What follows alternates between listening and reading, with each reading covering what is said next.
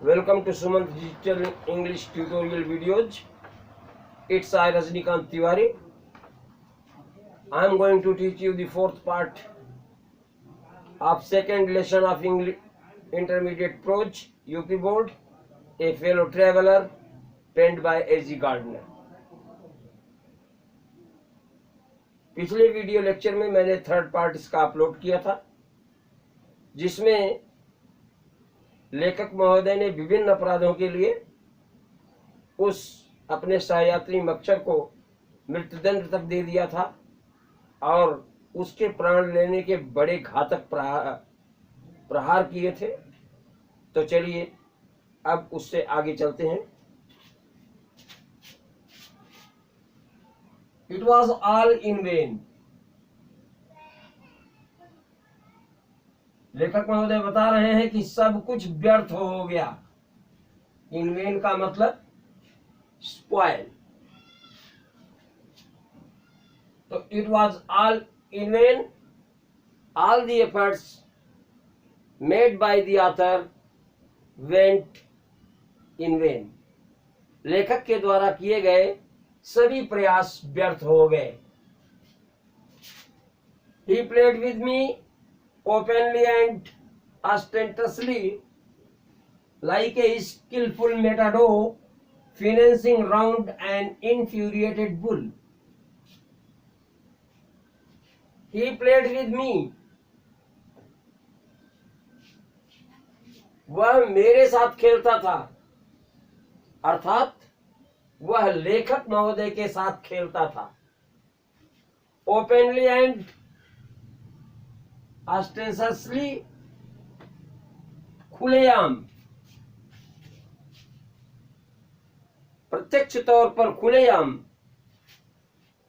वह मच्छर लेखक महोदय के साथ खेलता था। जैसे कि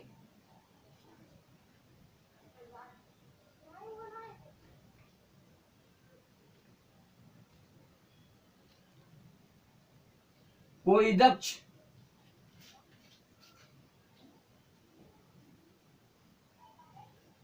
लड़का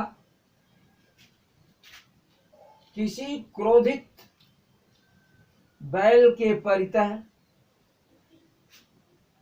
चतुराई से आक्रमण करता है।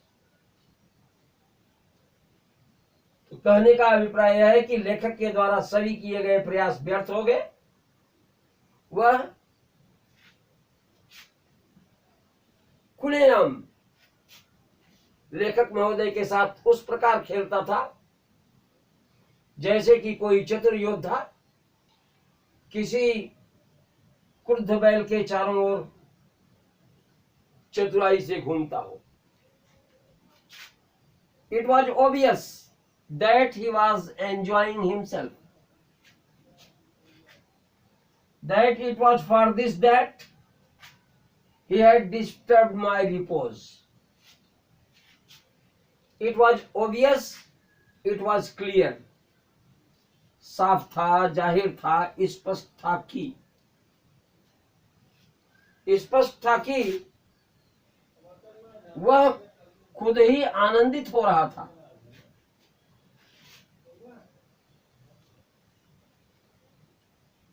जिसके कारण उसने मेरी शांति को व्यतिक्रमित कर दिया था। हैड डिस्टर्ब, व्यतिक्रमित कर दिया था। He wanted a little sport, and that what sport? Like being chased by this huge lumbering windmill of a creature who tasted so good and seemed so helpless and so stupid. So he wanted a little sport. वह थोड़ा खेलना चाहता था और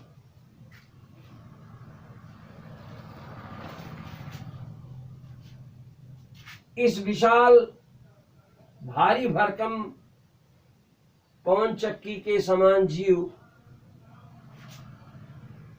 के द्वारा पीछा किया जाना। विशाल भारी भरकम पवनचक्की जैसे प्राणी के द्वारा पीछा किया जाने जैसा कौन सा खेल होगा? तो फिर से देखिए, what sport like being chased by this huge lumbering windmill of A creature. इस विशाल भारी भरकम पवनचक्की जैसे प्राणी के द्वारा पीछा किया जाना, जो कि इतना स्वादिष्ट है और इतना असहाय और मूर्ख प्रतीत होता है, के द्वारा पीछा किया जाने से अच्छा और कौन सा स्पोर्ट होगा और कौन सा खेल होगा? तो उस मच्छर के द्वारा लेखक महोदय की शांति भंग हो रही थी।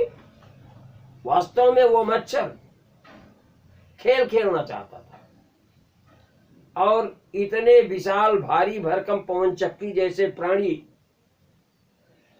जो कि इतना स्वादिष्ट था, इतना असहाय और मूर्ख प्रतीत होता है था, के द्वारा पीछा किए जाने से अच्छा और कौन सा खेल हो सकता था?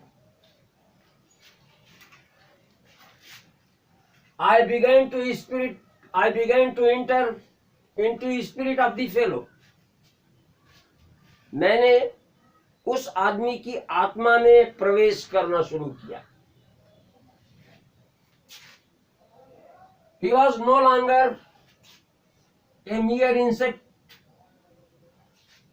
अब वो केवल एक कीड़ा नहीं रह गया था, अब वह केवल एक कीट पतंग नहीं रह गया था, अब वह मात्र एक मच्छर नहीं था।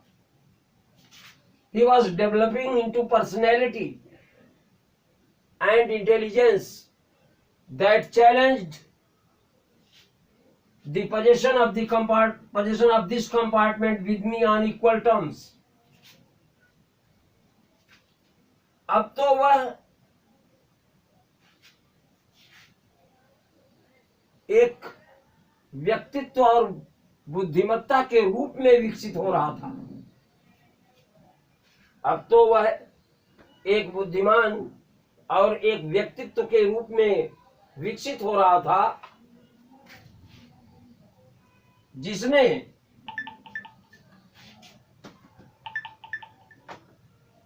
इस डिब्बे के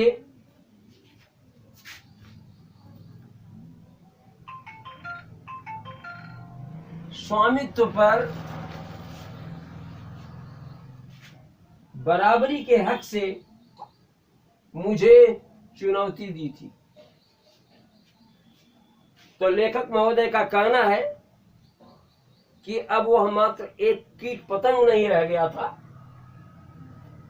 वह तो एक ऐसे व्यक्तित्व के रूप में उभर रहा था, ऐसी बुद्धिमत्ता के रूप में उभर रहा था, जिसने लेखक महोदय को उस डिब्बे के स्वामित्व पर बराबरी के अधिकार से चुनौती दी थी।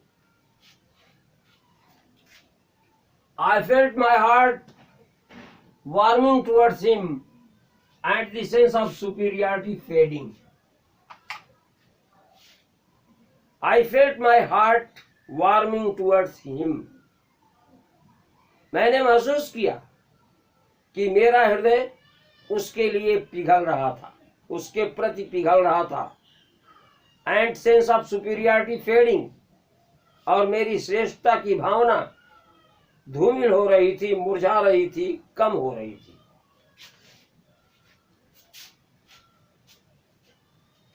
How could I feel superior to a creature who was so manifestly my master in the only competition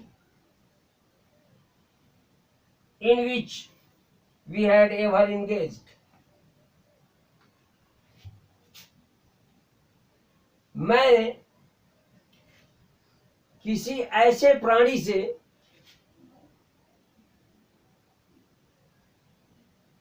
श्रेष्ठ कैसे अनुभव कर सकता था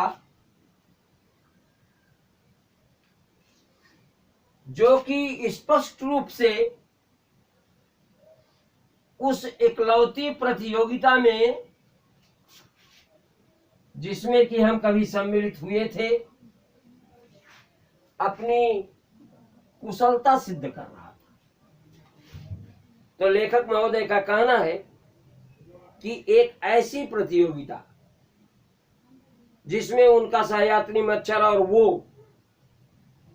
कभी सम्मिलित हुए और उस कंपटीशन में वह प्राणी अपनी योग्यता सिद्ध कर रहा था, तो कैसे ये अपने आप को श्रेष्ठ अनुभव कर सकते थे। Why not be magnanimous again? लेखक महोदय के मन में विचार आया कि क्यों ना फिर से उदार बन लिया जाए, पुनः क्यों ना उदार हुआ जाए। Magnanimity and mercy were the noblest attributes of man. उदारता और दया तो मानव के सर्वश्रेष्ठ गुण होते हैं। In the exercise of these high qualities, I could recover my prestige. इन उच्च गुणों के प्रयोग से, in the exercise of these high qualities, इन उच्च गुणों के प्रयोग से the author could recover his prestige. आज लेखक महोदय अपनी प्रतिष्ठा को पुनः पा सकते थे। At present I was a ridiculous figure, a thing for laughter and derision. वर्तमान में तो लेखक महोदय एक विद्रूप आकृति हो गए थे, हंसी और उपहास का पात्र हो गए थे।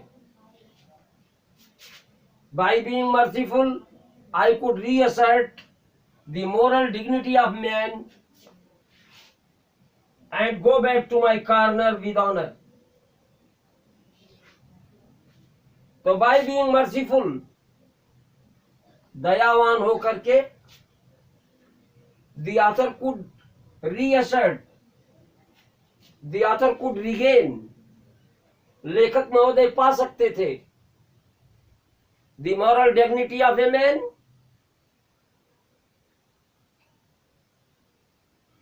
मानव का नैतिक महत्व and go back to his corner with honor, और सम्मान से अपने कोने में जाकर के वापस जा सकते थे।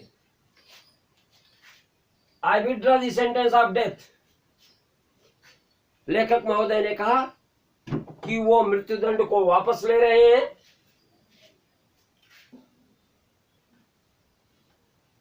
I said, returning to my seat, I cannot kill you, but I can reprieve you. I do it. तो अपने आसन पर वापस लौटते हुए लेखक महोदय ने कहा कि वो उसे मार नहीं सकते, किंतु he can reprieve, he can extend punishment, वो दंड को आगे बढ़ा सकते हैं। एंड आई डू इट, और ऐसा लेखक महोदय ने किया।